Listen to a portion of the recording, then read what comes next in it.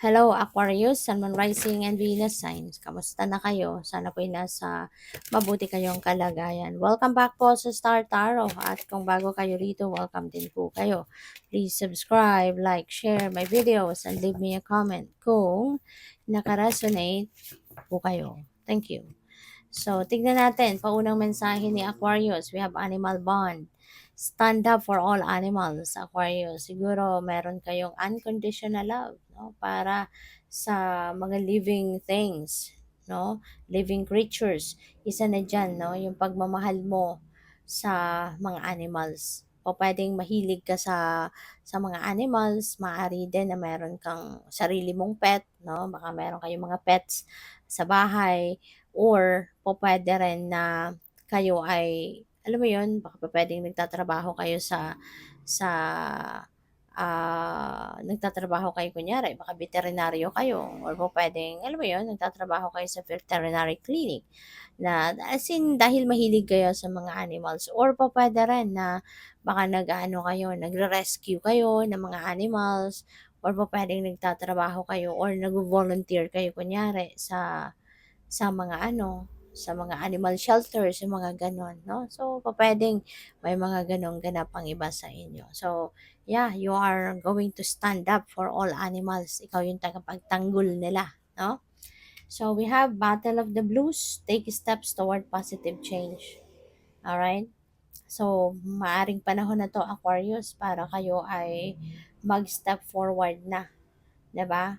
Para baguhin ang iyong sitwasyon for the better. Kasi maaaring merong mga sitwasyon din dito sa buhay ninyo na alam mo 'yun, alam mo namang kailangan ng baguhin pero maaaring hindi ka nagte-take action, maaaring may fear or maaaring tinatamad ka or for whatever reason, no, maaaring aware ka na merong kailangang baguhin pero wala kang ginagawa pa. So ito maaaring pampalakas ito ng loob mo, encouragement dito sa'yo, push ito sa'yo na it's about time na to take steps para baguhin ang iyong sitwasyon for the better. I-improve na 'to, 'no, i-improve mo na ang iyong sitwasyon. At maaari 'no, na isa sa mga dahilan kung bakit hindi kayo nagte-take action towards pagbabago is because of fear.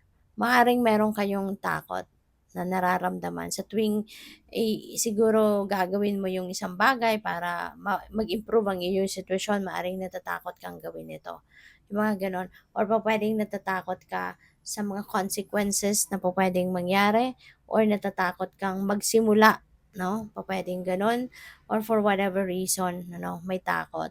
So, you know what, Aquarius, sa kahit anumang sitwasyon sa buhay, 'di ba, when you are leaning towards takot, kung yun ang papaboran mo, makikita mo na walang mangyayari sa'yo. Makikita mo na wala kang progress, walang growth, hindi ka magta-thrive, 'di ba? Kasi yung takot nung kinakapitan mo, 'di ba? Kung takot ang kakapitan mo, wala kang magagawa kasi yun ang yun ang magho-hold back sa'yo. Yun ang kakapit sa'yo at hihilahin ka niyang pababa. Kasi kahit maganda yung plano mo, maganda yung mga pangarap mo, 'di ba? May mga heart's desires ka, pero hindi mo magawa-gawa, hindi mo magawa ng paraan kasi nga nananatili sa isip mo or sa puso mo yung takot. So yun ang nagiging ano hindrance, 'di ba? Instead na mag-take advantage ka ng opportunity na pupuwedeng, magawa mo kung anong ikakasaya mo, eh, kung natatakot kang gawin 'yun, 'di ba? So, walang mangyayari, hindi mo makukuha 'yun, 'di ba? Kaya face your fears, okay? Face your fears, release the power of fear over you. Kasi walang mangyayari, sayang. Sayang ng mga opportunities na dumadating, sayang ng panahon mo, sayang ng mga magagandang idea mo kung ikaw ay patuloy lang na matatakot at papalagpasin mo ang maraming panahon, pagkakataon, mga blessings, 'di ba, na sana ay pwede nang makuha mo at maging daan para ikaw ay umasenso na, mas gumanda pa lalo ang buhay mo, 'di ba? Yung mga ganun ba. Kaya face your fears, okay? Release the power of fear.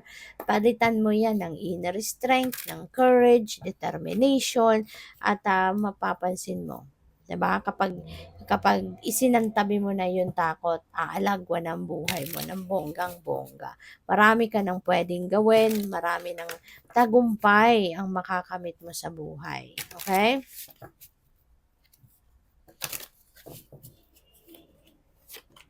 So, we have 8 of Pentacles. Ayan. So, maari, no, na may mga opportunity dito for work. 'Di ba? Baka meron ditong opportunity for you for a new career path, baka merong bagong trabaho, baka merong offer sa iyo, mga gano'n. At na-pick up ko din dito for some of you, Aquarius, masipag kayo eh. You know, masipag ka. You're very diligent, no, industrious, very committed, devoted sa trabaho. Kaya po pwede rin, no, for some of you na merong ganong sitwasyon, and if this message resonates with you, time na to for your hard work to pay off. Maaring dadating na yung pagkakataon mo sa ngayon na siswertehin ka na din at baka makuha mo na din yung promotion, baka makakuha ka na ng pay raise, 'di ba? May mga opportunity dito na ibibigay sa'yo yung employer mo na po puwedeng, yung parang ano 'to, reward sa'yo for the hard work, 'no, na ginagawa ninyo. So, we have 2 of Cups. Maaaring meron ditong partnership. Pupuwedeng partnership in a project, baka personal na project mo 'to, maaaring meron kang makakatulong diyan or merong susuporta sa'yo, or pupuwedeng sa trabaho, 'no? Baka mabibigyan ka ng assistant, 'di ba? Maaaring mabibigyan ka ng katulong sa kung ano man, 'no, yung task na binigay sa'yo. Pupuwedeng business partnership na ang dadating. Pupuwede rin na ito ay relationship, 'no, romantic partnership ang baka papasukin ng iba sa inyo, lalo-lalo na kung kayo ay single pa, 'no? So, good luck sa'yo. So, we have Ace of Cups, new beginnings, which is good. Alam mo, maraming blessing ang dadating sa'yo, 'no? Maraming blessing ang paparating. At meron tayong Ace of Cups. This is divine blessing at maraming puwedeng dumating sa'yo na mga biyaya, at ang mga biyayang ito kung anong kailangan mo. Hindi ito yung kung ano yung gusto mo, but this is what you need. No? Kasi ang promise ni Ace of Cups, your needs will be met. Diba? Kaya kung ano man itong mga paparating na biyaya sa iyo, mga nakaambang dumating na biyaya, these are the things that you need in your life, no, sa ngayon. Kaya magiging masaya ka. You're going to be very happy, you're going to be filled with joy and happiness sa ngayon, excitement, no? A lot of excitement ang pwedeng maramdaman mo din dito. So, a lot of change is coming, which is good, Aquarius, na sana isa na to, 'di ba? Isa na tong babaguhin mo yung takot, tatanggalin mo na yan. You are definitely going to take steps towards positive change. So siguro talaga magkakaroon din kayo ngayon ng energy shift, at magkakaroon na kayo unti-unti ng paggising ng iyong courage and inner strength, you know, at mababago mo na ang inyong sitwasyon. So good for you.